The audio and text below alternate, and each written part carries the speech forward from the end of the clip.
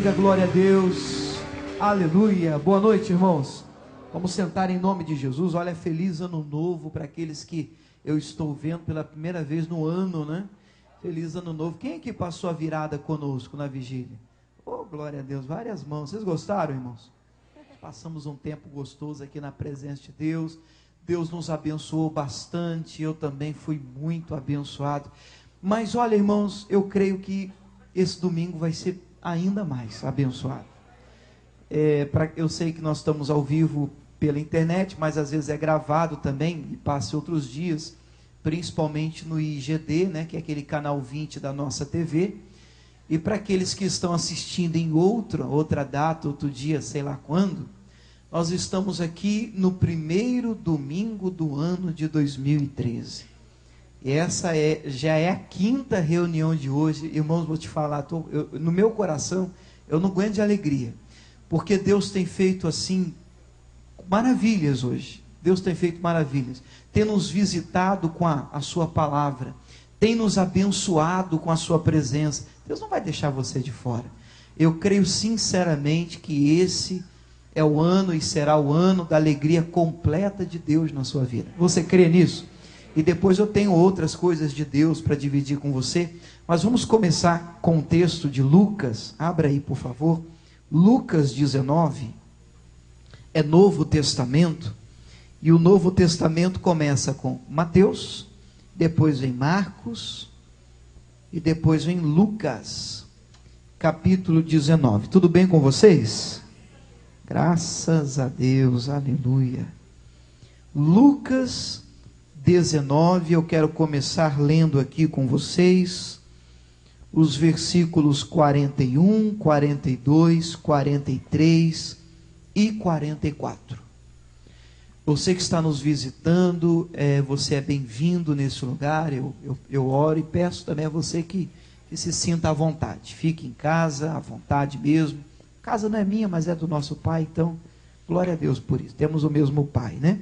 Lucas 19, 41 diz assim: E quando ia chegando, vendo a cidade, chorou sobre ela. Está falando sobre Jesus, dizendo: Ah, se tu conhecesses também, ao menos neste teu dia, o que a tua paz pertence, mas agora isto está encoberto aos teus olhos.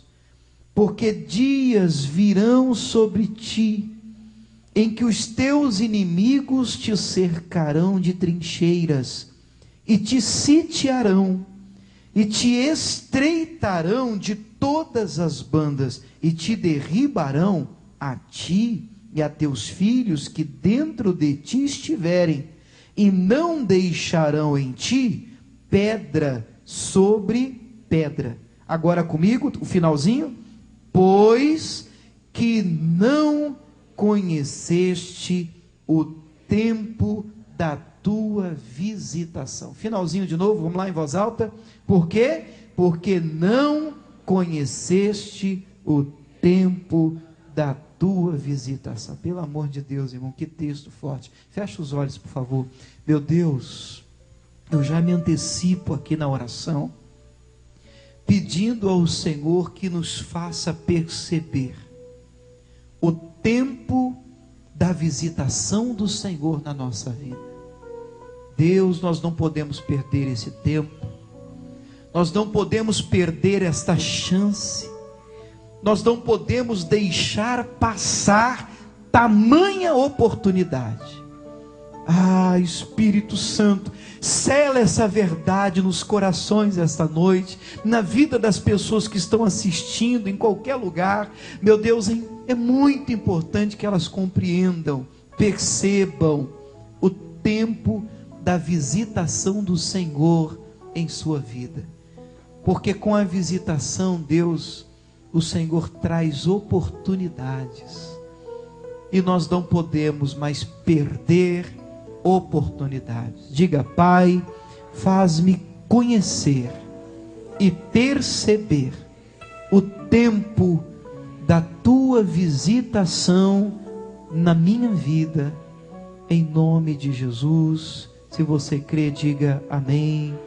Graças a Deus. Já falei bastante até sobre a mensagem de hoje na oração. Quero falar com vocês hoje sobre o tempo da visitação do Senhor. Primeiro eu quero que você entenda que esse é um texto, e a partir do versículo 28, minha Bíblia inclusive traz um título em cima do 28, não sei se a sua tem, a entrada triunfal de Jesus em Jerusalém. Então a ideia é a seguinte, alguns vão lembrar desse texto, dessa história. Jesus está montado num jumentinho, entrando em Jerusalém. As pessoas gritando, Hosana, aquele que vem em nome do Senhor, Hosana ao nosso rei. Gritando Hosana agora, mais para frente eles vão gritar, crucifica. Agora eles estão gritando, Hosana, Hosana. E Jesus vem montado num jumentinho. Aí de longe Jesus assim avista Jerusalém, cidade escolhida, cidade eleita. Eu quero que você, quando ouvir hoje Jerusalém, entenda não uma cidade em si, porque nós também fomos eleitos, separados, escolhidos por Deus, amém pessoal? E aí ele avista Jerusalém e Jesus chora. Pouquíssimas vezes você vê Jesus chorando na Bíblia. Uma vez você vê lá em João 11, no túmulo de Lázaro, Jesus chora também. E aqui Jesus vai entrando em Jerusalém, olhando a cidade, e as lágrimas rolando no rosto de Jesus. Jesus está chorando. Alguém diria, Jesus está emocionado. Não, Jesus está triste. Jesus está profundamente triste. Porque Jerusalém não estava percebendo a oportunidade que estava perdendo. E Jesus ia entrando, ia chorando, chorando, e Jesus abre o coração e diz, Jerusalém, se você conhecesse, se você soubesse o que está acontecendo agora, Jerusalém, se você conhecesse o tempo da tua visitação, Jerusalém, se você percebesse a chance, a oportunidade que você está perdendo, Jerusalém. É incrível como as pessoas perdem oportunidade, gente. Como perdemos, né? Porque eu vou me incluir.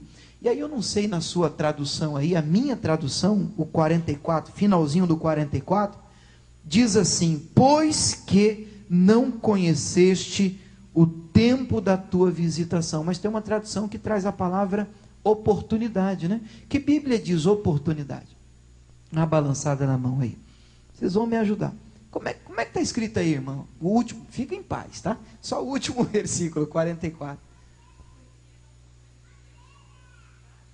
Ótimo. Porque não reconheceste a oportunidade da tua visitação. É forte, irmãos. Olha para mim, irmãos, é muito forte. Jesus está chorando sobre Jerusalém, dizendo, que pena! Eu estou visitando você, Jerusalém. O Salvador veio a vocês. E vocês não reconheceram a oportunidade, o tempo da visitação, da sua visitação. E eu quero dizer a vocês, mesmo sabendo que nós temos esse ano consagrado, inclusive pela nossa liderança, eu creio, eu recebo isso com autoridade, eu creio na bênção de Deus que é liberada sobre da boca dos nossos líderes. Esse é o ano da alegria completa de Deus na nossa vida. Diga glória a Deus. Deus vai realizar sonhos, vontades, desejos na sua vida, e eu quero até ser um pouco mais ousado aqui nessa declaração. Quero dizer para você que este também é um ano em que o Senhor Deus vai lhe surpreender com muitas oportunidades. Vai ser o ano da oportunidades na sua vida. Oportunidades surgirão assim, ó. Eu não tenho dúvida, não estou te falando isso para alegrar o seu coração, para a gente passar um momento aqui, glória a Deus, não. Estou te falando com temor no coração. Este é o ano de muitas oportunidades de Deus na sua vida. Eu não tenho dúvida sobre isso. Só uma coisinha só, assim, coisinha, como diz na minha terra, titica de nada, que me preocupa. A questão não é se surgirão oportunidades, elas surgirão. Estou te falando em nome de Deus, em nome de Jesus. Oportunidades virão esse ano para você em nome de Jesus. A minha questão agora é: será que nós vamos conseguir identificá-las? O problema é esse. Porque às vezes a oportunidade vem e a gente fica, olha para mim, olha a minha cara aqui, ó, meu rosto. A gente fica assim, ó.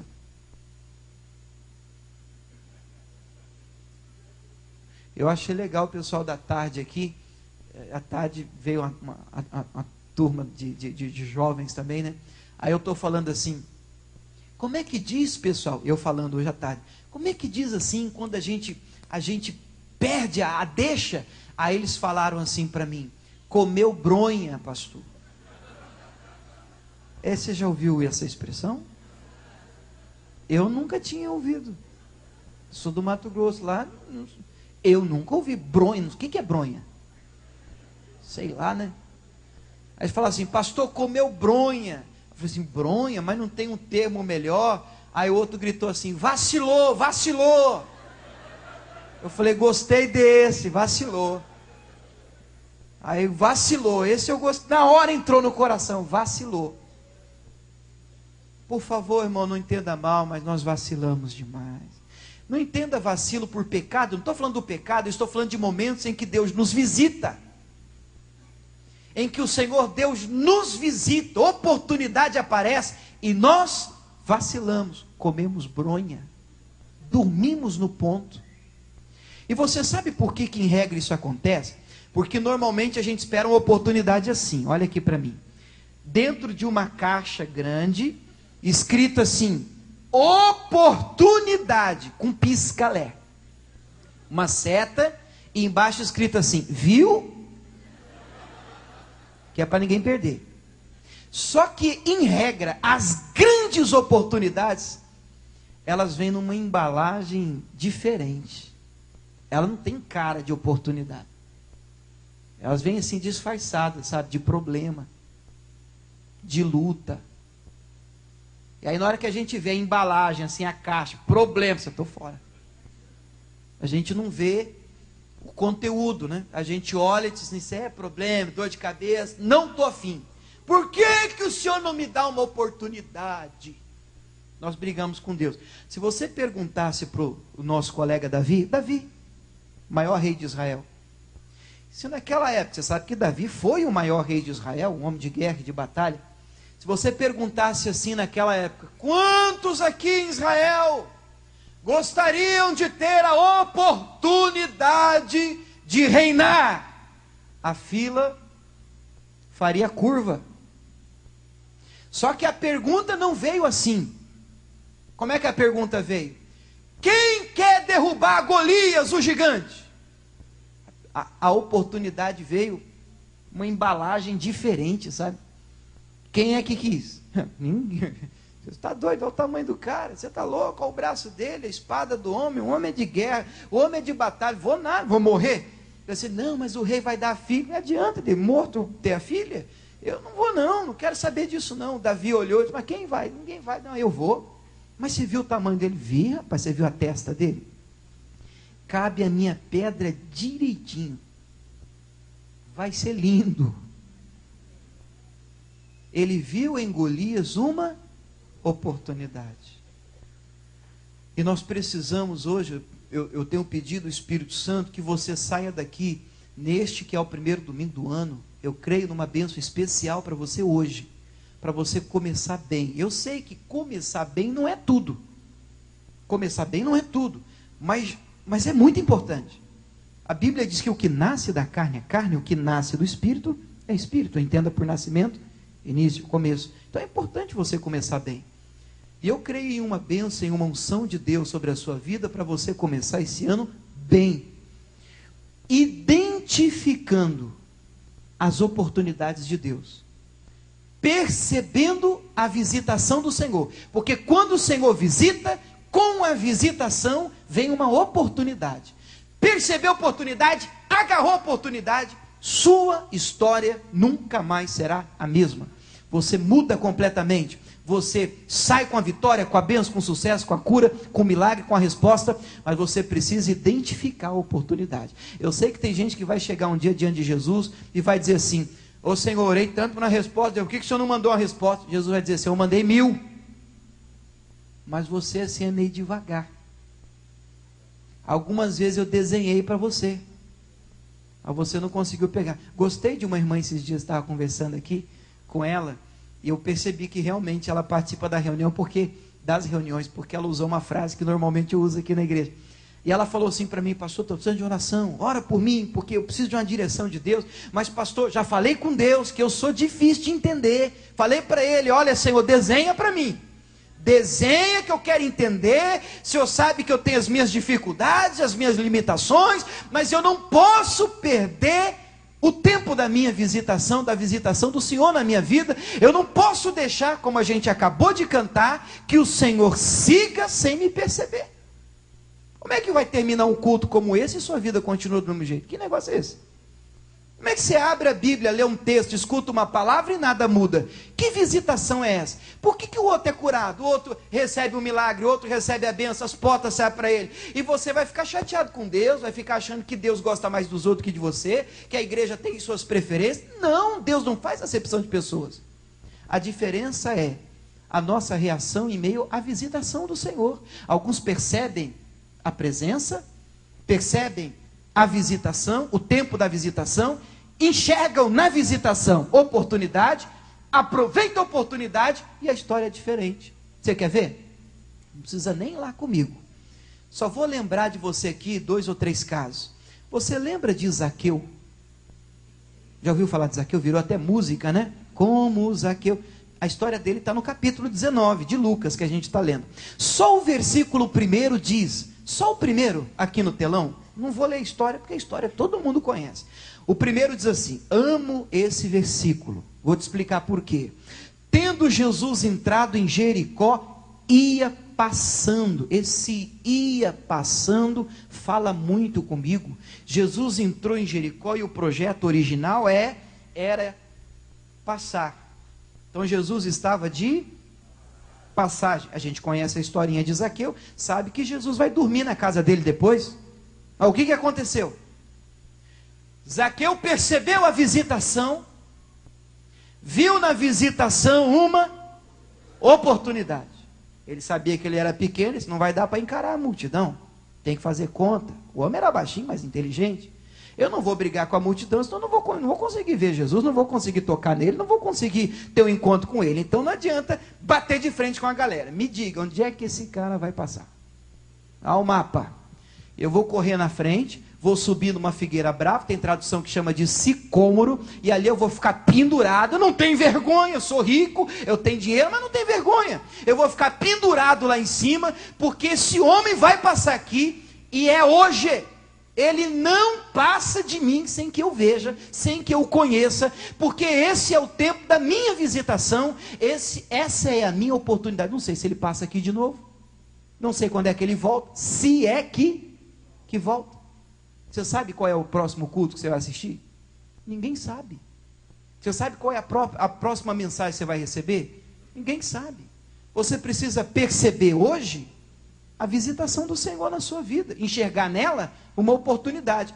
Pois o Zaqueu corre na frente, sobe na árvore, figueira brava, e fica ali esperando. O resto da história a gente canta na igreja, a gente conhece. Jesus termina jantando na casa dele, dizendo: hoje veio salvação para essa casa, para essa família. E se o Zaqueu fica na casa dele, deitado no sofá, assistindo sessão da tarde, e dizendo assim: se for da vontade de Deus, Jesus vai vir aqui. Porque corre no nosso meio uma expressão que parece de fé. Ela parece de fé. Olha como ela é disfarçada, olha como ela é perigosa. Não sei se você já ouviu gente falando assim: o que tiver que acontecer, acontecerá. O que tiver de ser, será. É uma maneira de dizer assim: Senhor, eu não preciso fazer nada. O senhor vê aí, eu já orei, então agora o senhor vê. Agora eu creio, alguns até assim, faziam uma cara assim, ó, eu creio, o senhor vai enviar agora os anjos. O senhor põe um fortão assim para dirigir aquele carro forte, o senhor para na frente da minha casa, aí vai descer aquele bando de anjos com colete à prova de bala, só descarregando o dinheiro. Eu vou dizer, ponha na sala. Eu acho bonita essa sua fé, mas provavelmente, para não jogar um baldão de água gelada em você, isso não vai acontecer. Porque o Senhor nos visita e nós reagimos à visitação do Senhor. E é a nossa reação que vai dimensionar o tamanho do milagre. Pergunta para a mulher que tinha um fluxo de sangue. Mulher abre a porta, eu já tinha falado com ela, eu vou tocar nele, eu vou ficar curado. Palavra, você sabe que a fé vem pelo ouvir a palavra. Ela ouviu de Jesus, então como é que é? Agora eu só preciso encontrá-lo, agora eu preciso perceber o tempo da visitação, da minha visitação. Ela ficou sabendo, é hoje, ele vai estar por aí, vai estar andando. Na hora que ela abre a porta de casa, a galera, a multidão cercando Jesus, todo mundo querendo apertar, comprimindo Jesus. Ela olha para aqui e diz, não vai dar não, mas se Deus quiser, ele vai vir aqui. Não, é hoje, é o tempo da minha visitação, é hoje. Ela percebe a visitação, a presença de Jesus, ela vê na visitação uma oportunidade, ela aproveita a oportunidade. E irmãos, não vou mentir, não foi fácil. Ela passa debaixo da perna de um, empurra o outro, até que ela vem e toca em Jesus. E na hora que ela toca em Jesus, mas com tanta fé, Jesus parou e disse, opa, alguém tocou em mim.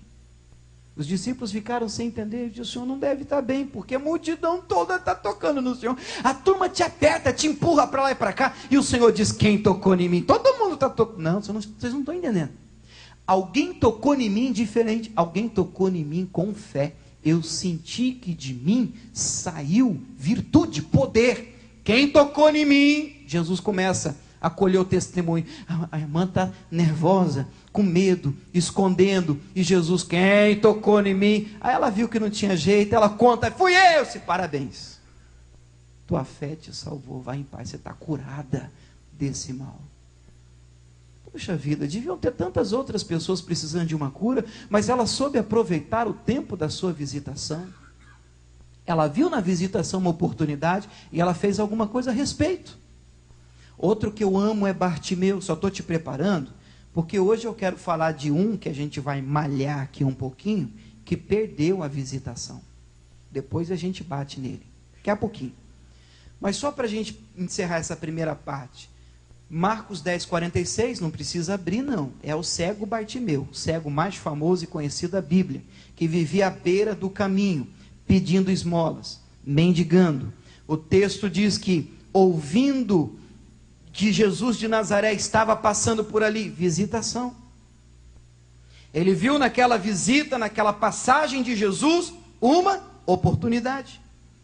E ouvindo de Jesus, ele começou a gritar, a clamar, Jesus, filho de Davi, tem misericórdia de mim, tem misericórdia de mim, Jesus, filho de Davi. A turma do contra chegou para abafar, fica quieto, ele não vai te ouvir, olha para você, você é pobre, você é cego, você está aí fedido na beira do caminho, você acha que Jesus atendeu uma pessoa igual a você? Reação do Bartimeu. O que é uma pessoa que percebe a chance da vida dele? Eu não sei se Jesus ia passar ali de novo. Ele percebe ali a chance, é aquela visitação. A gente não pode perder chance, oportunidade. Então o que ele faz? Jesus! E a turma já, ixi, esse aqui é doido. Aí Jesus para, o homem está gritando, Jesus, Jesus, Jesus! E Jesus para, o que está acontecendo? Um cego desse. Não, peraí, manda chamar. Aí mandaram chamar o cego dizendo, rapaz, imagina o discípulo que foi, né? Porque Jesus já tinha passado, irmãos. Jesus já estava indo embora. Aí o discípulo chega nele e diz assim, ó, o mestre está te chamando, tem de bom ânimo, levanta que ele te chama. Ah, para quê? O cego pegou a capa, jogou longe, deu um salto, me dá o rumo, que eu estou indo até Jesus. Onde ele para diante de Jesus, Jesus, o que você quer que eu te faça? Aí eu quero ver.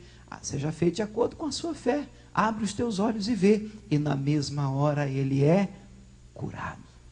Eu não penso que ele vira para Jesus e diz assim, ó, valeu, hein, brigadão, agora eu vou curtir a vida. Não, ele diz, a partir de hoje eu vou seguir o Senhor pelo caminho. E o texto termina dizendo que um homem que começa cego, mendigando, à beira do caminho, termina com ele enxergando, curado, liberto e seguindo a Jesus pelo caminho. Convertido. Por quê? Porque Jesus gostou mais dele do que de você? Não. Porque Bartimeu percebeu o tempo da sua visitação. E viu naquela visita e passagem de Jesus uma oportunidade. Agarrou aquela oportunidade e escreveu um futuro diferente para ele. Nós estamos começando um novo ano. Eu preciso muito chacoalhar você hoje, porque esse, repito, com todo temor a Deus, será o ano das grandes oportunidades de Deus na sua vida. Provavelmente elas virão disfarçadas, algumas de problemas, de luta, de batalha. Eu preciso despertar você. Primeiro você tem que perceber a visitação do Senhor. Identificar. Ora Deus, peça ajuda. Deus me dê olhos, me dê entendimento, me dê discernimento, porque eu não posso permitir que o Senhor me dê um toque e eu não perceba. Eu preciso perceber que é o Senhor. Ou você acha que você passa o que passa ao longo do dia à toa. Ou você vê coincidência nas coisas que acontecem com você. Não estou falando só na igreja não. Serviço, faculdade, caminhando na rua. Você acha que as pessoas falam o que falam para você à toa? Você acha que passa o que passa à toa? Em tudo, em muita coisa que acontece na nossa vida, há um toque de Deus. Há um sinalzinho, o Senhor chacoalhando, querendo apontar alguma coisa, mas às vezes, como os meus amigos da tarde disseram, comemos bronha, dormimos no ponto, cochilamos na fé. E aí Jesus chora, irmãos, dizendo, ah Jerusalém, ah Maria, ah José, se você conhecesse o tempo da tua visitação. Passei, você dormiu, tentei te dar e você cochilou, você não percebeu, perdeu a bênção. E nós não vamos mais perder a oportunidade. Você quer perder a oportunidade? Nós não vamos mais perder a oportunidade. Esse é o ano das oportunidades de Deus na sua vida. Você crê nisso? Só quem crê, levanta a mão assim, diga eu creio. Este é o ano das grandes oportunidades de Deus na minha vida. E eu creio nisso, em nome de Jesus. Abaixa as suas mãos. Mas eu quero falar hoje sobre uma pessoa que perdeu a visitação do Senhor. Te dei alguns exemplos de pessoas que conseguiram identificar a visitação, enxergaram nela uma oportunidade, não foi? Aproveitaram a oportunidade e escreveram um futuro diferente.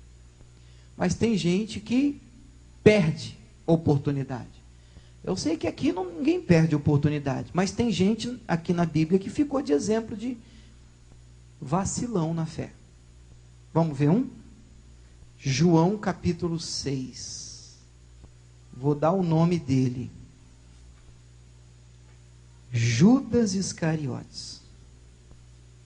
Olha o clima, como que mudou. Você ouviu? João 6. Já ouviu falar desse personagem? Conhece o cidadão? Como diria o pessoal, jovens à tarde, né? Judas Iscariotes foi um tremendo... Isso, ainda bem que vocês me ajudam. Vacilão na fé. E aí eu preciso fazer alguns comentários, mas vamos começar lendo aqui João 6. João 6. Irmão, eu vou malhar um pouco Judas, é de propósito, eu acredito. Mas o propósito em falar agora aqui de Judas com vocês, não é apenas de expor o personagem, malhar o personagem, a gente passar um tempo aqui e ir embora para casa. Mas a gente precisa aprender. Tudo que está na Bíblia Sagrada, aqui nos foi deixado, para que a gente consiga extrair daqui lições. E as falhas que ele cometeu, nós não vamos cometer, em nome de Jesus. As oportunidades que ele perdeu, nós não vamos perder, em nome de Jesus. Amém, pessoal? Bem, larga um pouquinho a Bíblia, olha para mim, para eu te contar um pedaço da história, a gente lê menos. João 6 conta a história de um dos milagres que Jesus realizou. Aqui é o milagre da multiplicação dos pães e dos peixes. Nós sabemos que eram 5 pães, 2 peixinhos, uma multidão enorme, faminta. Jesus então manda o povo assentar, testa Filipe, dizendo o que a gente vai fazer para todo mundo comer, mas era um teste, porque Jesus já sabia o que fazer. Aí pergunta: o que vocês têm aí? 5 pães e 2 peixinhos, mas aí disseram para Jesus: isso aí não vai dar para nada. Jesus pega aquilo que era pouco, e realmente, humanamente falando, não daria. Jesus levanta para os céus e dá graças, abençoa, e começa a repartir, a distribuir. E o final da história termina assim: todo mundo come, e come até se satisfazer, se saciar. Todos estão fartos. E ainda sobram 12 cestos cheios de pães e peixes. Mas a matemática de Deus é muito diferente da nossa. O milagre termina com um número maior de pães e peixes do que começou. Começou com 5 pães, 2 peixes, todo mundo come, todo mundo enche a barriga, e termina com 12 cestos. Assim acontece na vida de todo aquele que confia o que tem ao Senhor. Amém, pessoal? E depois a noite cai, as pessoas vão dormir, e Jesus se levanta de madrugada. Tudo isso está no capítulo 6. Entra no barco e atravessa o mar para o outro lado. Não conta para ninguém. Quase que escondido para ninguém ver. Mas quando a turma acordou: cadê Jesus? Cadê Jesus? E alguém disse: eu vi ele entrando no barco e atravessando para o outro lado. A multidão toda entraram nos barcos que tinham, eram vários barcos, e todos eles foram atravessando o mar para outra banda. E aí eu vou fazer um gesto só para você entender. Olha para mim, em busca de Jesus. Por que eu estou dizendo assim, em busca de Jesus? Porque o que eles queriam mesmo não era Jesus, não. Nós vamos chegar lá. E na hora que eles encontram Jesus do outro lado, um deles diz assim: mestre, que hora que o senhor chegou aqui? O senhor foi embora, não falou nada com a gente. Aí Jesus abre a caixa de ferramenta. E você vê um Jesus diferente. E Jesus faz a reunião que eu considero a reunião mais pesada da Bíblia. E dá a mensagem mais dura da Bíblia.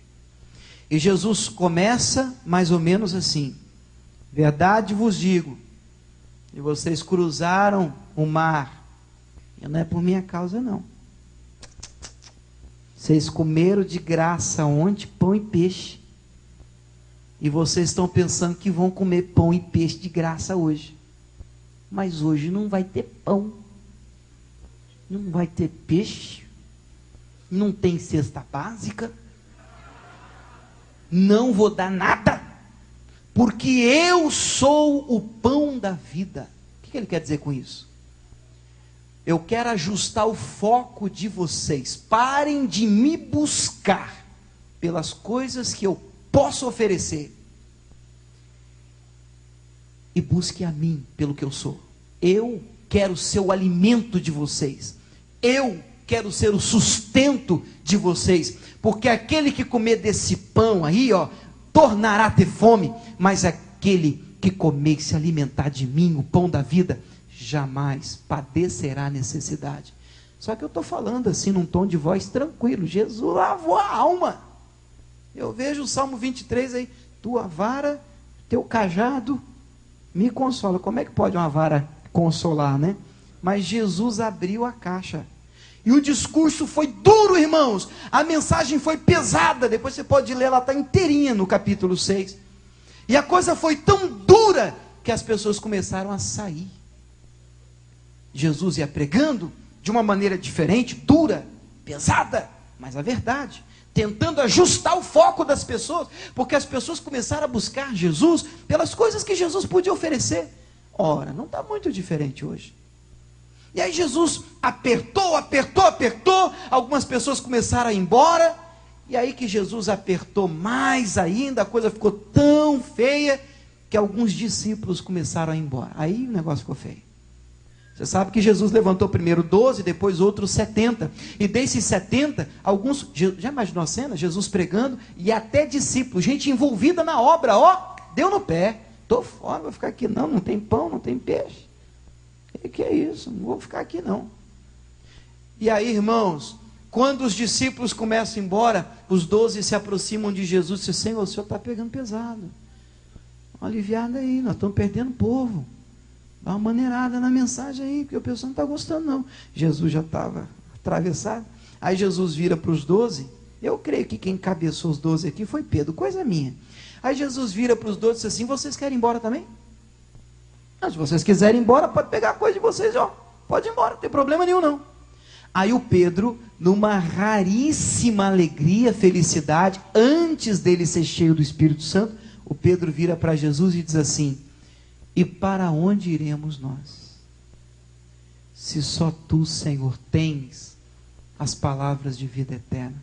Que coisa linda que o Pedro fez, irmão, acertou na mosca. E aí já dá para a gente ler. Estou no finalzinho do 6, o versículo que eu acabei de dizer para vocês é o 68. Então vamos lá para a Bíblia, João 6,68 diz assim: respondeu-lhe, pois, Simão Pedro: Senhor, e para quem iremos nós? Tu tens as palavras da vida eterna, e nós temos crido e conhecido que tu és o Cristo, o Filho de Deus, ou de Deus vivo. Diga glória a Deus. Lindo que Pedro falou. Mas eu quero chamar a sua atenção para o que vem agora, 70. Respondeu-lhe Jesus: não vos escolhi a vós os 12? Um de vós é um diabo. Rapaz, Jesus realmente estava. Que palavra dura. Dura ou não? Imagina a cena.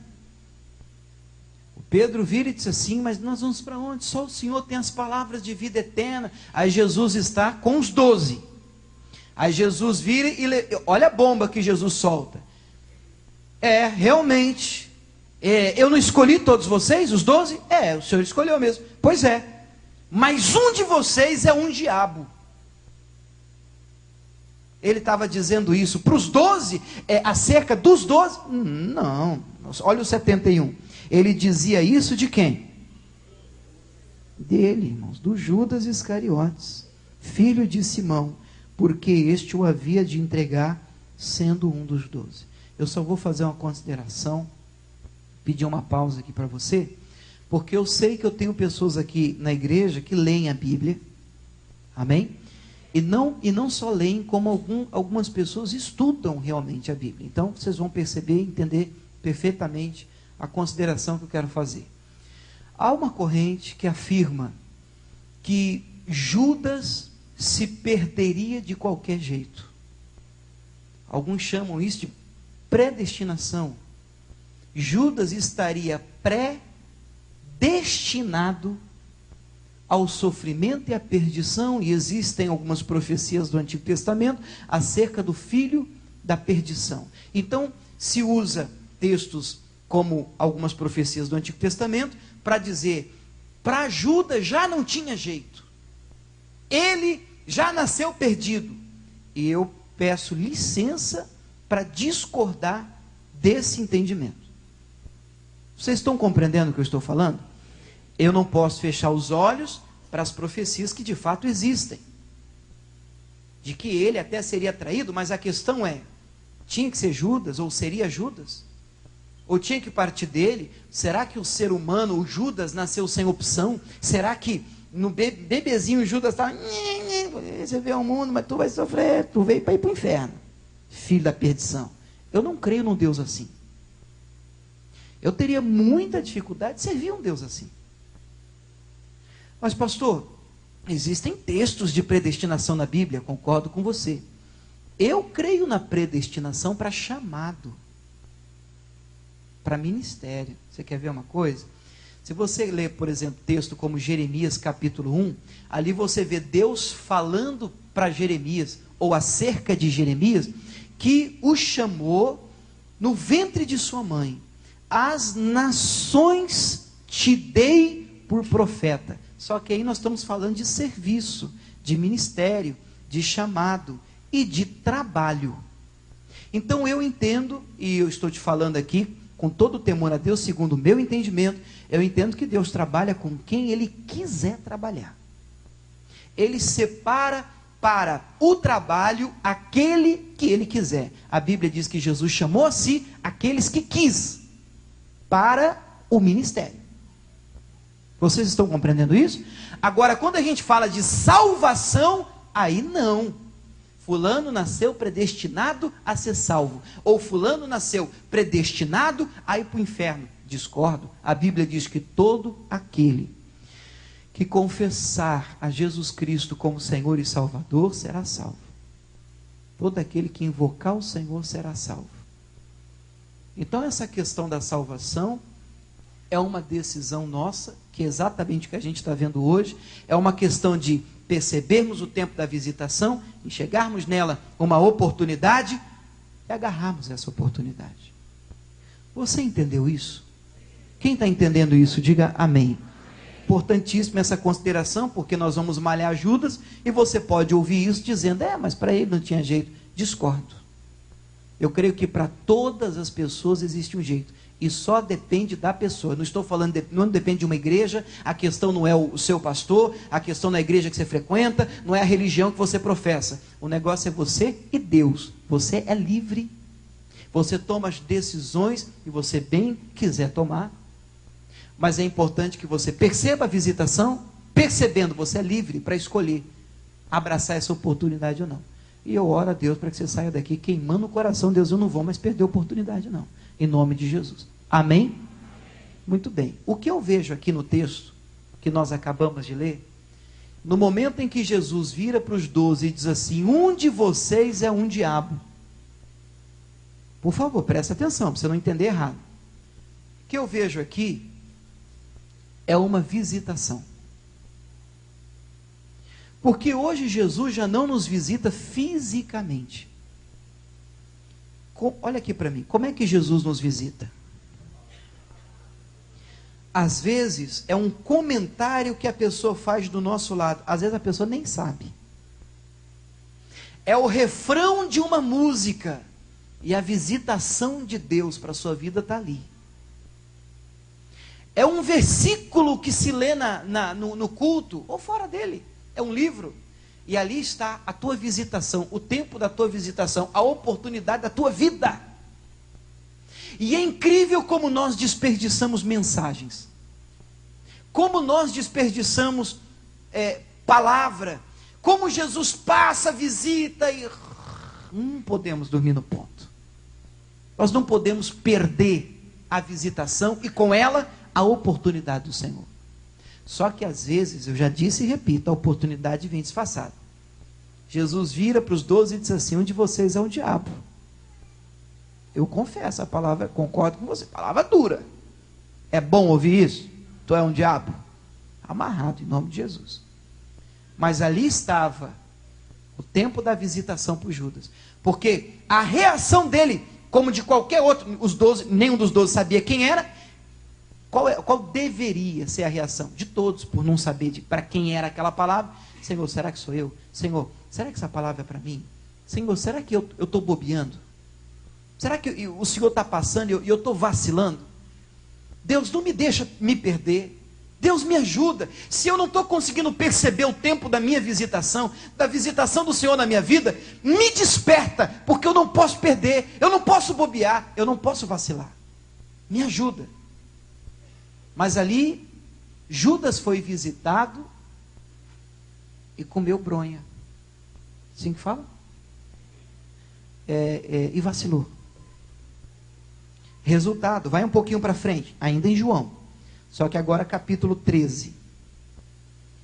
João 13. Aqui em João 13, Jesus está lavando os pés dos discípulos. Inclusive os pés de quem? Judas, o nosso vacilão de hoje. E aí eu já vou ler o 2 já, né? Para a gente ficar já no tema. O 2 diz assim, e acabada a ceia, tendo já o diabo posto no coração de Judas Iscariotes, filho de Simão, que o traísse, aí o que se segue depois é Jesus lavando os pés dos discípulos. O que eu quero chamar a sua atenção é para essa verdade, ó. Tendo o diabo posto no coração de Judas Iscariotes, filho de Simão, que o traísse. Judas não nasceu endemoniado. Judas não nasceu encapetado. Judas não nasceu já, vou trair, não.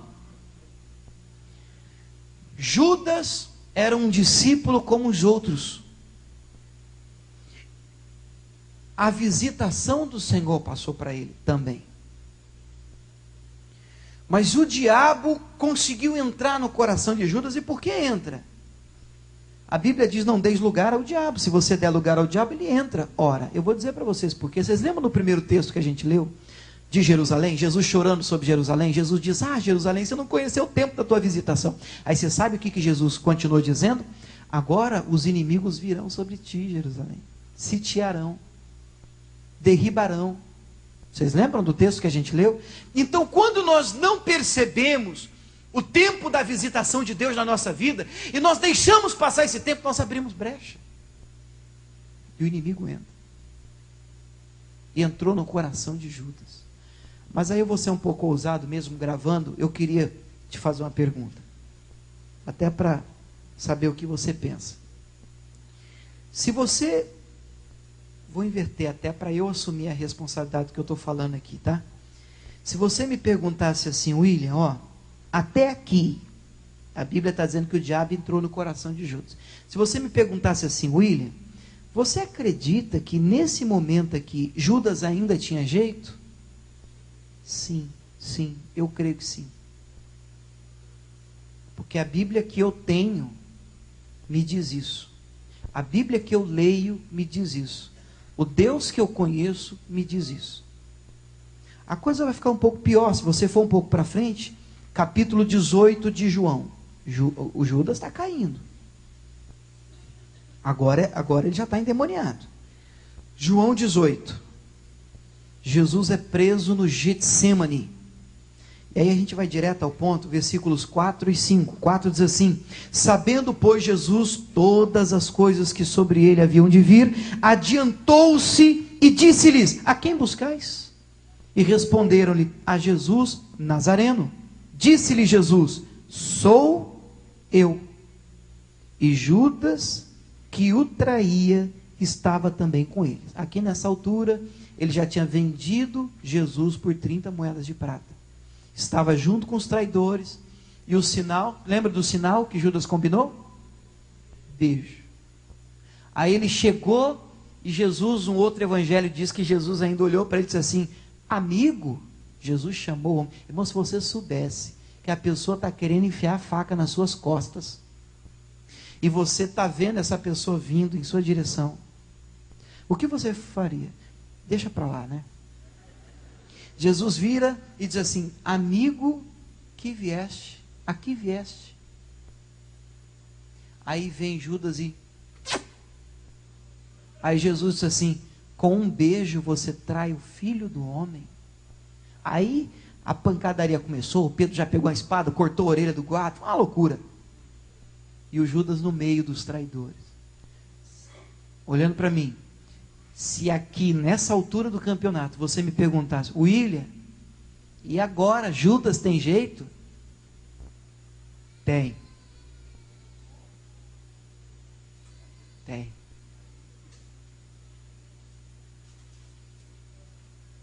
Tem. Mas vamos piorar um pouquinho? Pastor, mas dá para piorar. Mateus 27. Vamos pegar outro evangelho que vai ficar melhor, né? Ele conta mais detalhes, o Mateus. Mateus 27.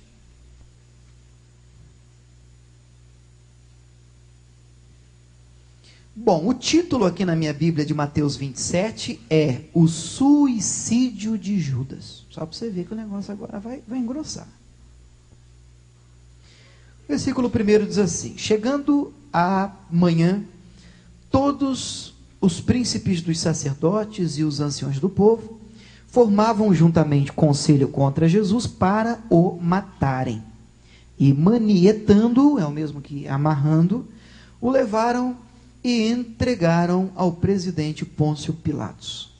Então Judas, o que o traíra, vendo que fora condenado, trouxe arrependido. Depois a gente comenta essa palavrinha arrependido, se der tempo. as 30 moedas de prata aos príncipes dos sacerdotes e aos anciãos, dizendo: pequei, traindo o sangue inocente. Eles, porém, disseram: que nos importa? Isso é contigo. Vocês estão entendendo a história? Olha a história. O Judas ganhou 30. Agora o Judas está com as moedinhas, as 30 moedas. Aí depois que ele percebe que Jesus tinha sido condenado à morte, crucificação, ele vê a besteira que ele fez. Ele é tomado por uma culpa. Ele pega aquelas moedas e ele diz: vou devolver. Aí ele vai até a turma para quem ele tinha vendido Jesus com as moedas. Aí ele vira para o pessoal, os religiosos, hein, que pagaram. E saiu da onde aquele dinheiro? É oferta. E aí, ó, eu tô devolvendo, porque eu pequei, eu entreguei sangue inocente. O que eles disseram para Judas? Problema teu. Quem mandou? Azar seu, se vira. Tô nem aí, quero nem saber. Se você parar aqui e me perguntar de novo: pastor, pastor, agora acabou. Agora não tem mais jeito. Eu creio que ainda teria, até aqui. Aí eu estou falando segundo o meu entendimento, né? Porque o versículo 5 é triste. E diz assim que ele, no caso Judas, atirando para o templo as moedas de prata, retirou-se e foi-se enforcar. Aí acabou. Acabou. Aí ele joga as moedas e ele toma uma decisão: para mim não dá mais, e perturbado, se enforca. A situação ficou difícil. Mas quando eu li o versículo 3, eu confesso para vocês, a primeira vez que eu li esse versículo, eu falei assim: meu Deus, mas tem uma coisa estranha aqui, porque a minha tradução diz assim: então Judas, o que o traíra, vendo que fora condenado, trouxe arrependido. Tua Bíblia diz assim, arrependido? No telão diz arrependido. Só que sinceramente, essa tradução aqui, a melhor palavra não é arrependido. Qual outra tradução que diz aqui?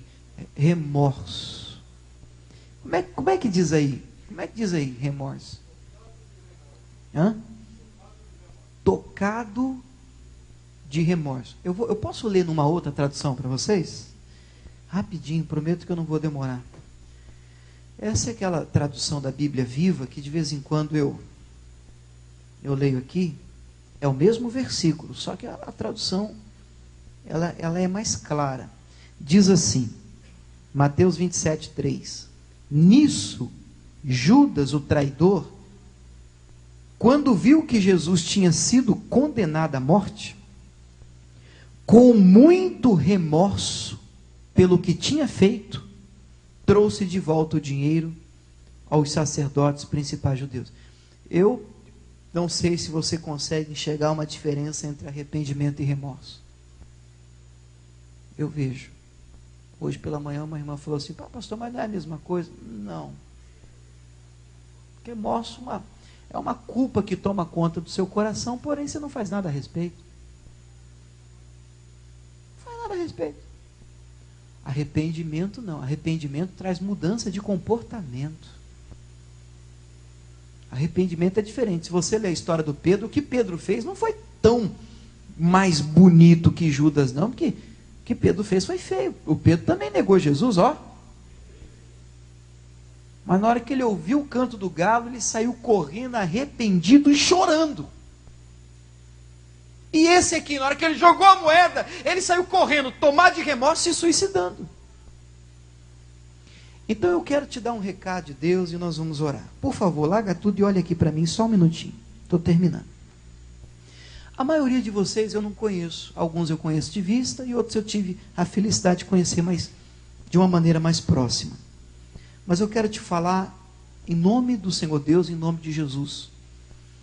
E o problema, irmãos, o que importa de verdade, fato verdadeiro, importante, significativo, Não é o que você fez, deixou de fazer, o seu histórico de pecados, a vida que você levou, o rótulo que você tem. O problema não é esse o problema principal. Mas o que vai fazer realmente a sua vida uma vida diferente é o seu comportamento a partir de hoje. A partir do momento em que você percebe a visitação do Senhor. Não importa se você é conhecido como o maior pecador de Ribeirão Preto, ou se você é conhecido como o maior pecador do Brasil e do planeta Terra. Eu sou a pior pessoa do mundo. Eu me sinto traidor. O Judas Iscariote. Eu me vejo assim. Você vê que isso tudo é maligno. É maligno. Mas se você perceber hoje, aqui nessa noite, que o Senhor está te visitando, e está, e você enxergar na visitação que você está recebendo por meio da palavra, uma oportunidade de arrependimento e não de remorso. Não é para você sair da igreja cheio de culpa. E tem gente que é assim, ele sai cheio de remorso. Eu me sinto mal porque, sabe, eu estou meio errado, mas não faz nada a respeito. Isso não vira, isso não muda. Eu não estou te chamando para um sentimento de culpa maligno, para que você viva se culpando, tomado por remorso. Mas Deus está te visitando para o arrependimento. E nessa visitação há uma tremenda oportunidade. Há uma oportunidade de você escrever uma nova história para a sua vida. Você. Deus coloca na sua mão a pena, a caneta, para que você escreva dias melhores. A minha Bíblia diz que bom é não pecar. Mas se nós pecarmos, nós temos um advogado junto ao Pai. Diga, por favor, igreja, o nome do nosso advogado. Jesus de Nazaré. A palavra de Deus afirma que Ele é fiel e justo para perdoar metade dos nossos pecados, não é isso? 30%, 99%. A Bíblia diz todos os pecados. Todos os pecados. Mas pastor, o que eu fiz foi sério. Eu traí o Senhor. O que eu fiz foi muito complicado. Mas você está aqui e percebe nesse culto uma visitação de Deus para a sua vida. E nessa visitação, uma oportunidade de mudança de comportamento. Irmão, não estou falando de uma coisa que depende de pastor, não estou falando da sua igreja, depende do que não depende, é de você. É a resposta que você hoje vai dar à visitação do Senhor. Ah, Israel, se você entender a visitação de Deus. Ah, João, Maria, Joaquim, José, sei lá o seu nome. Se você perceber a visitação de Deus, se você enxergar uma oportunidade nisso, e se você, como Zaqueu, como Bartimeu, como aquela mulher hemorrágica e tantos outros na Bíblia, se você fizer algo a respeito disso, se você mudar o seu comportamento, se você se voltar para o Senhor, a palavra de Deus diz: se o meu povo, que se chama pelo meu nome, se humilhar, orar, buscar minha face, se converter dos seus maus caminhos, se ele orar, eu perdoarei os seus pecados, sararei a sua terra, a sua família vai ser curada, irmãos. Sararei a sua terra, perdoarei os seus pecados. É isso que Deus quer fazer na sua vida. E Ele quer fazer o ano que vem, Ele quer fazer hoje. Esse é o primeiro domingo de um novo ano. Esse ano pode ser o ano que vai marcar a sua sorte, a sua história, uma história nova, uma história de vida diferente. Mas isso não depende da igreja que você frequenta, do pastor que você tem, mas isso depende da resposta que você dá à visitação do Senhor. Você precisa enxergar o Senhor em tudo que você ouvir, ainda que você ouça uma palavra dura, ainda que saia uma frase pesada, enxergue visitação de Deus em tudo aquilo que você enfrentar, passar, tente perceber, esteja atento à palavra de Deus, enxergue oportunidades, ainda que meio que disfarçado, peça a Deus ajuda para você conseguir identificá-las, não perca mais nenhuma, porque esse é o ano das oportunidades de Deus na sua vida. Deus quer que você seja feliz. Você entende isso? Agora não adianta você virar o rosto para ele e dizer assim: mas como é que eu vou ser feliz? Porque o Senhor não faz, o Senhor não deixa de fazer.